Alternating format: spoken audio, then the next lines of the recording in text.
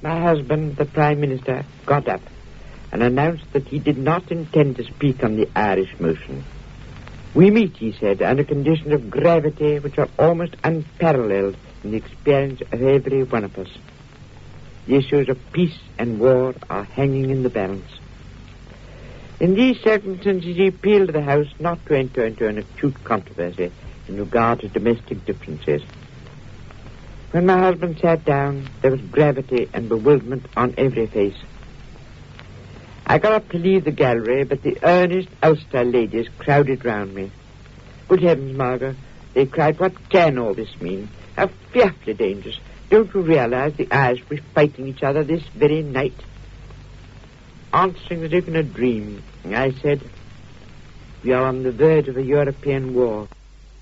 A satisfactory reply by midnight.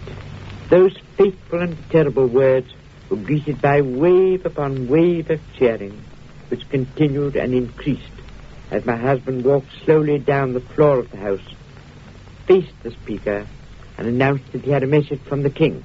When the Speaker had finished, all the members poured out the House.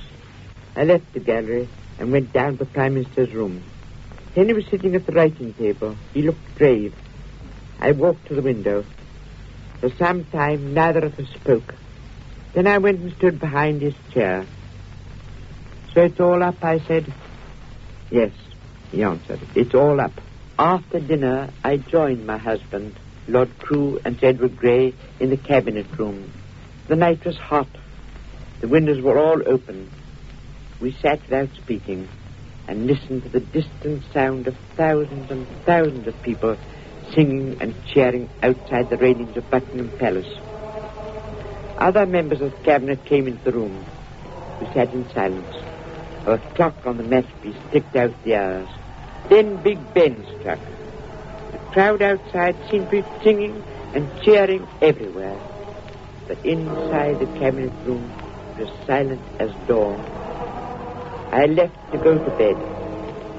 No reply from Germany. We were at war.